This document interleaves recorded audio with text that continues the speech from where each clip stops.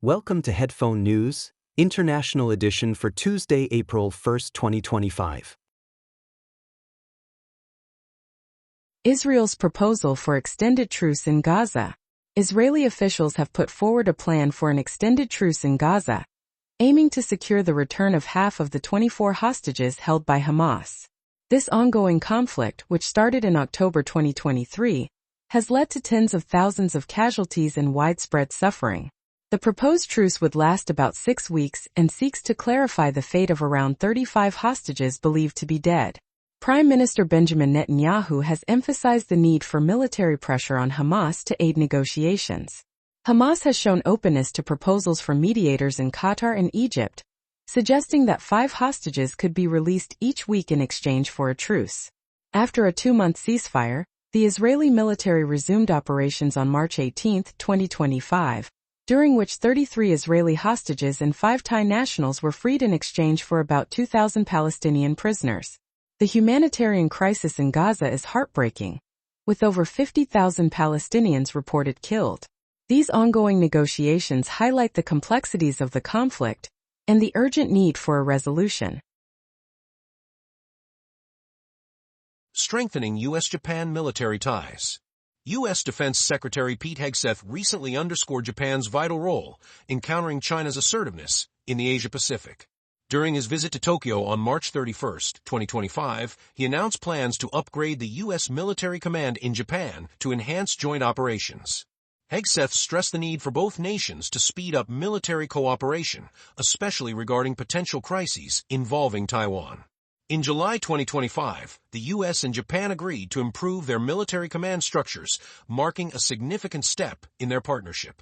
With over 50,000 U.S. troops stationed in Japan, the alliance is stronger than ever.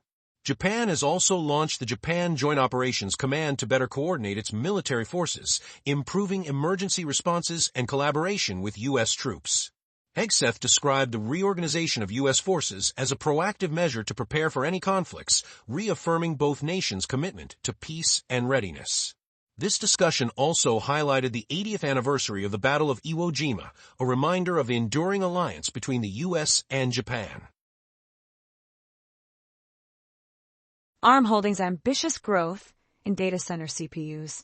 ARM Holdings, a top technology company from the UK, is anticipating a remarkable rise in its market share of global data center CPUs, jumping from about 15% in 2024 to 50% by the end of 2025. This surge is fueled by the growing need for AI tech that demands efficient processing. ARM CPUs play a crucial role in AI systems, managing other chips, with NVIDIA using an ARM-based chip called Grace in its advanced setups. Known for their lower power consumption, ARM's chips are becoming increasingly popular among cloud companies, especially as AI data centers consume a lot of electricity. Mohammed Awad, ARM's infrastructure chief, emphasizes this trend.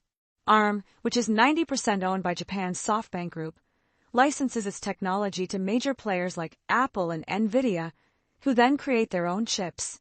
After nearly 2 decades of challenges in the data center market, ARM is finally seeing a shift as software development increasingly favors its architecture. Amazon has already integrated ARM technology into its data center CPUs, accounting for over half of the chip capacity added in the last 2 years.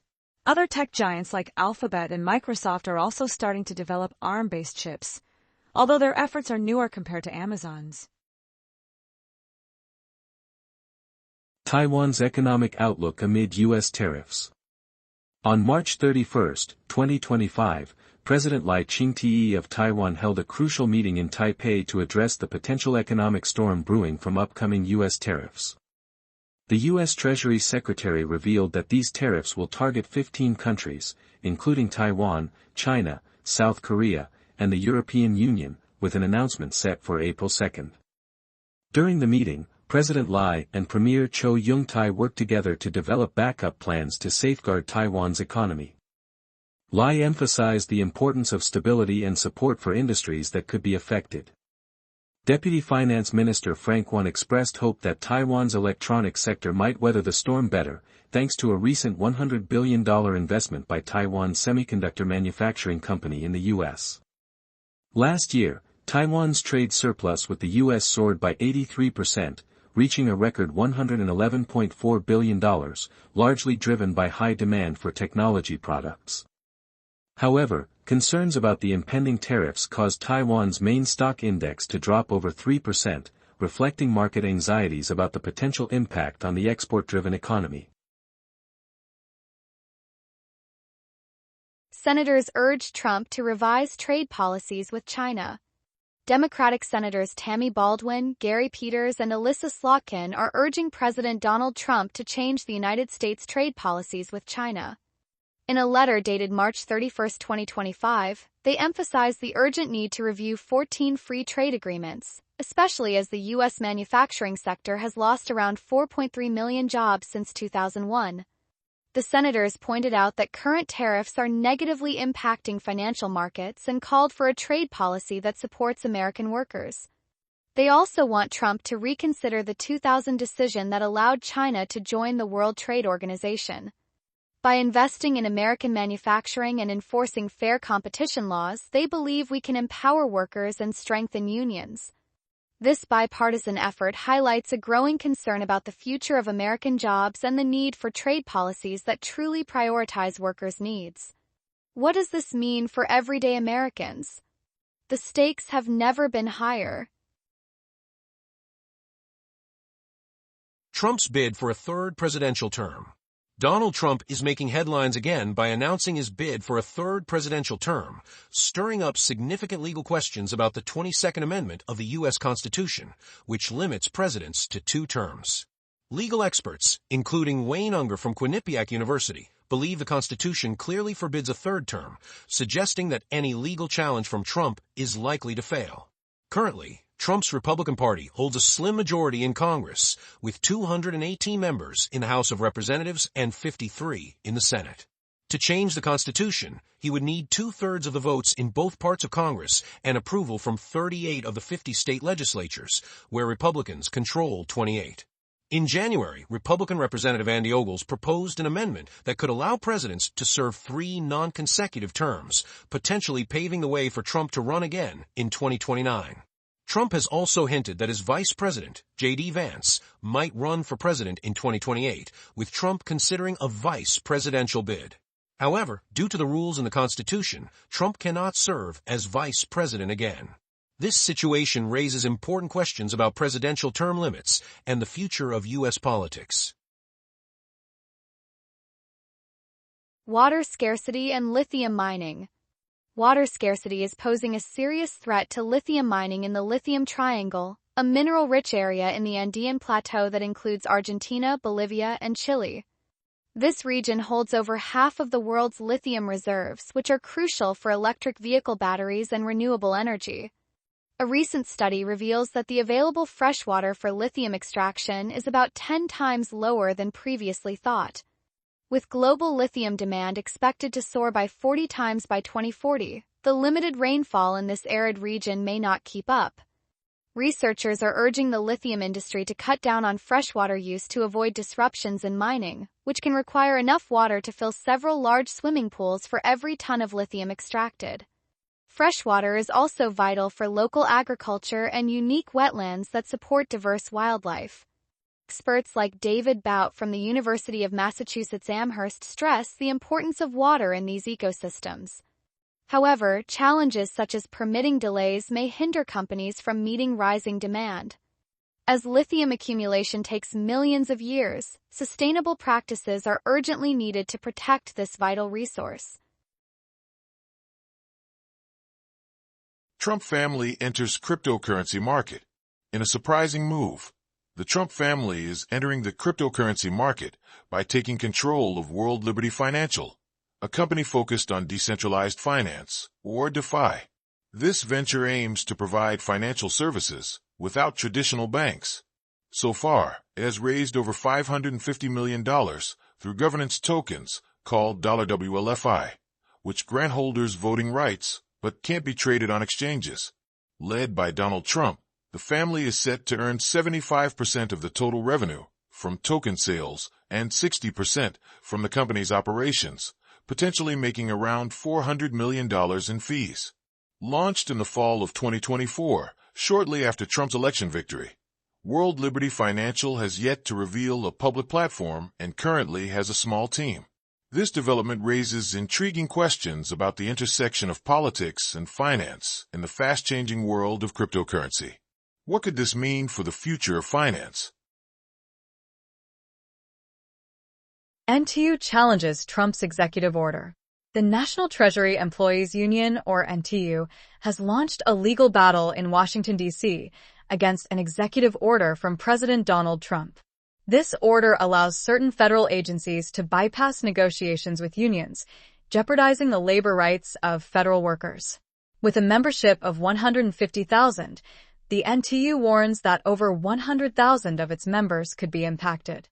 The lawsuit seeks to prevent federal agencies from complying with what the union views as an effort to weaken unions that oppose Trump's policies.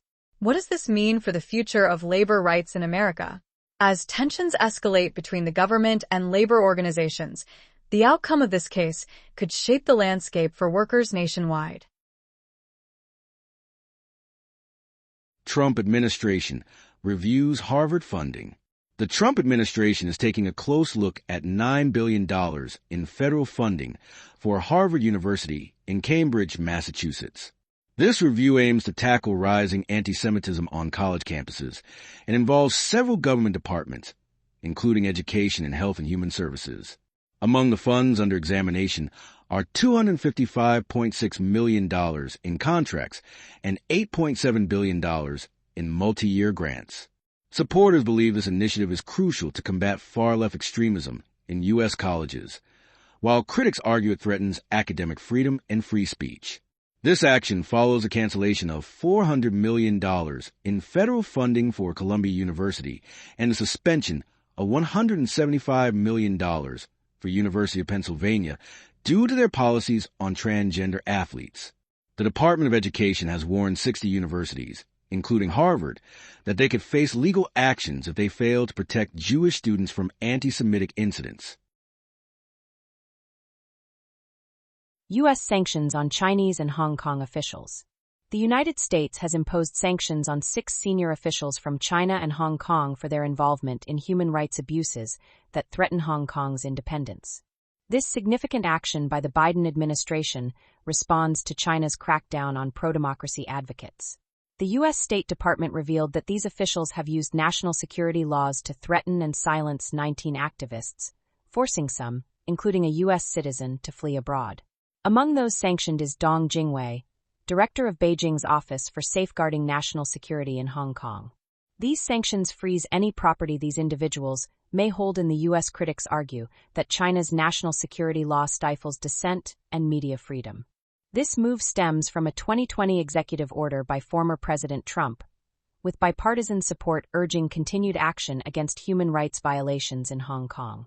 Francis Hui from the Committee for Freedom in Hong Kong Foundation welcomed these sanctions as a vital step toward accountability. What does this mean for the future of democracy in Hong Kong? White House closes Signal messaging app scandal. The White House has officially closed the investigation into the Signal messaging app scandal involving National Security Advisor Mike Waltz.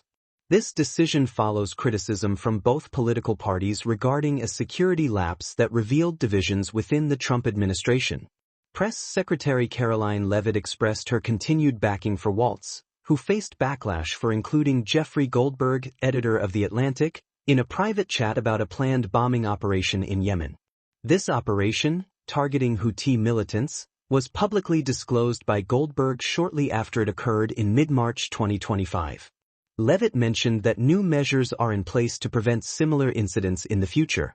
This situation raises important questions about government communications and the need for transparency and accountability. As developments unfold, the administration is committed to addressing concerns from Congress. That is all the news for today. Thank you for listening to today's Headphone News. News summary brought to you by AI.